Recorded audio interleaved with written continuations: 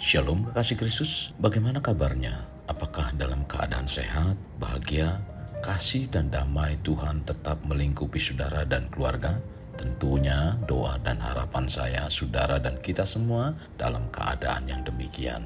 Para pendengar renungan melekat dalam Tuhan, saat ini kita buka hati agar kebenaran firman-Nya terus memenuhi hati dan pikiran kita, sehingga kita semakin mengalami Tuhan yang hidup dalam setiap harinya. Mari kita berdoa. Tuhan Yesus, terima kasih buat kesempatan yang indah pada hari ini, di mana kami dapat kembali mendengarkan firman-Mu lewat renungan ini. Tuhan, kami rindu agar terus Engkau berbicara, sehingga firman yang disampaikan memberikan satu keteguhan dalam iman kami, bahkan mendewasakan iman percaya kami di dalam Engkau. Terlebih Tuhan, kami bukan hanya sekedar tahu akan firman Tuhan, melainkan kami menjadi pribadi-pribadi yang mempunyai pengalaman bersama dengan Engkau tentang arti Tuhan yang hidup itu.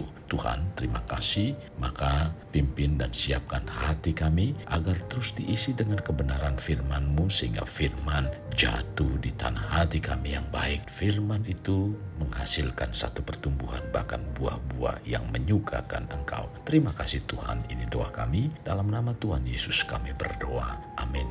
Melekat dalam Tuhan bertema kebangkitan Yesus menjadi penguasa atas kita.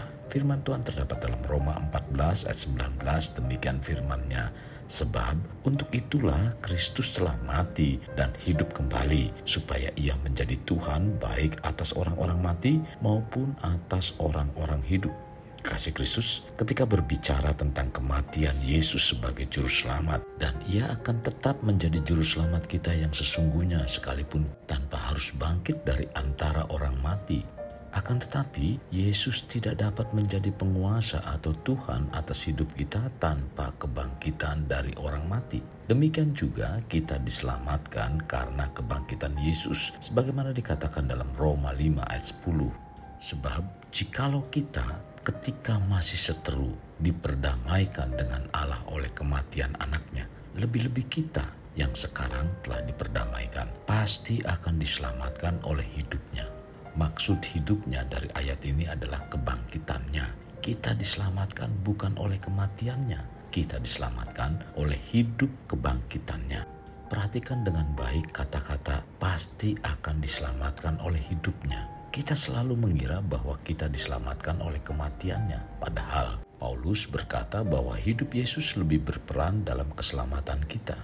Kekasih, bila Tuhan Yesus tidak bangkit, Dia tidak akan menjadi penguasa atau Tuhan atas kita. Yesus tidak akan bisa memiliki kita atau tidak bisa menjadi pemilik hidup kita.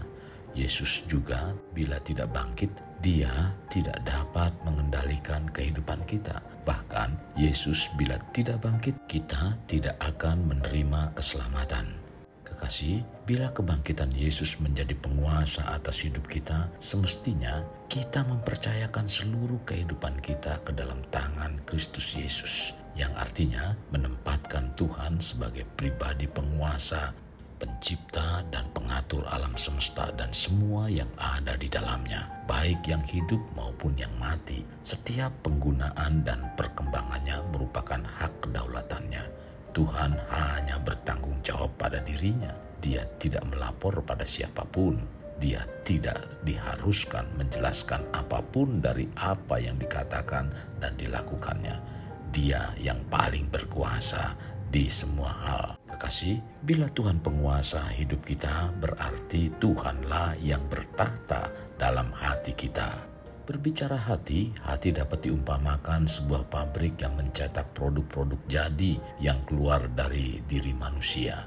Hati bisa mencetak produk-produk rendah hati, jujur, berintegritas, ramah, sopan, sabar, ulet, dan tabah. Tetapi hati yang sama bisa juga memproduksi bentuk-bentuk sikap seperti mengesalkan, mau menyenangkan diri sendiri, memaksa kehendak, ketus, congkak, penuh kebencian, pendendam, senang menggerutu, bereaksi negatif terhadap segala sesuatu, mudah putus asa, gampang kecewa, dan berbagai kepahitan, baik terhadap orang lain, situasi, atau keadaan maupun kepada Tuhan. Hati akan sangat menentukan wawasan manusia. cara pandang dalam menyikapi berbagai hal maupun keputusan-keputusan yang diambil dalam hidup. Jadi, orang yang berpusat pada diri sendiri akan merasa dirinya adalah paling absolut, pusat dari segalanya. Orang yang dipengaruhi si jahat tentu akan mencerminkan perbuatan-perbuatan si jahat. Hidup yang dikuasai iblis akan membuat orang tersebut terus berkubang dalam berbagai dosa. Dosa dinikmati tanpa perasaan bersalah. Hati nurani tertutup, berbagai pelanggaran terasa wajar. Mereka terus mengemplang kebenaran, sanggup bersikap kejam terhadap orang lain, menghalalkan segala cara demi kepuasan diri sendiri. Ada banyak pula yang berusaha menyesatkan orang lain, mencuri, membunuh, kalau tidak secara fisik, membunuh karakter atau harga diri orang lain, menyakiti orang lain, bentuk-bentuk pemuasan hawa nafsu dalam berbagai bentuk mudah dilakukan tanpa pikir panjang. Berbohong atau menipu jadi kebiasaan sehari-hari yang biasa saja. Dalam kondisi-kondisi ekstrim, orang-orang yang hatinya dikuasai iblis cenderung bergantung atau dikuasai atau terhubung dengan kuasa gelap atau okultisme. Tidak jarang mereka ini akan membawa persembahan-persembahan kepada si jahat atau sering dibawa pengaruh iblis seperti mendengar bisikan-bisikan untuk melakukan kejahatan dan sebagainya.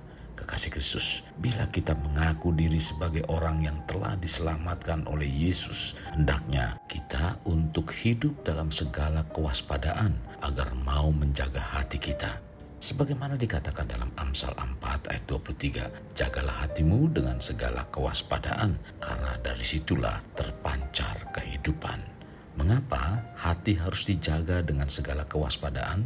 Yesus mengatakan alasannya, sebab dari dalam, yaitu dari hati orang, timbul segala pikiran jahat, percabulan, pencurian, pembunuhan, perzinahan, keserakahan, kejahatan, kelicikan, hawa nafsu, iri hati, hujat, kesombongan, kebebalan. Tercatat dalam Markus pasal 7 ayat 21-22. Matius menuliskan seperti ini, karena dari hati timbul segala pikiran jahat, pembunuhan, perzinahan, percabulan, pencurian, sumpah palsu, dan hujat. Matius 15 ayat 19.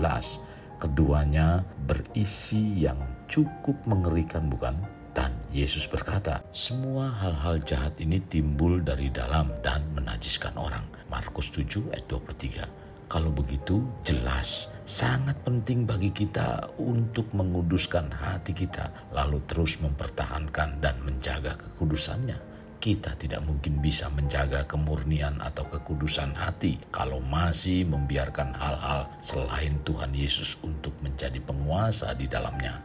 Jadi, pada waktu kita mengaku Yesus adalah Tuhan dan waktu kita menerima Yesus sebagai Tuhan, Juru Selamat dan penguasa hati kita, maka kita akan memfokuskan seluruh penyembahan dan perbuatan kita kepada Dia. Kenapa? Karena Yesus telah membeli kita dengan menghidupkan kita dari lubang kubur, dari hukuman dosa dan maut. Bahkan melalui kebangkitannya, Yesus menjadi penguasa atau Tuhan atas hidup kita, juga menyelamatkan kita. Kekasih Kristus, mari bawa hidup kita menjadi pribadi yang dapat memerdekakan orang dari belenggu kehidupan. Layaknya terang yang menerangi kegelapan, karena itulah yang Tuhan inginkan pada kita sebagai warga kerajaan Allah. Mari kita berdoa. Tuhan Yesus, terima kasih buat kebenaran firman Tuhan pada hari ini. Firman-Mu sangat memberkati iman percaya kami dan membawa kami semakin mengerti akan kuasa kebangkitan-Mu.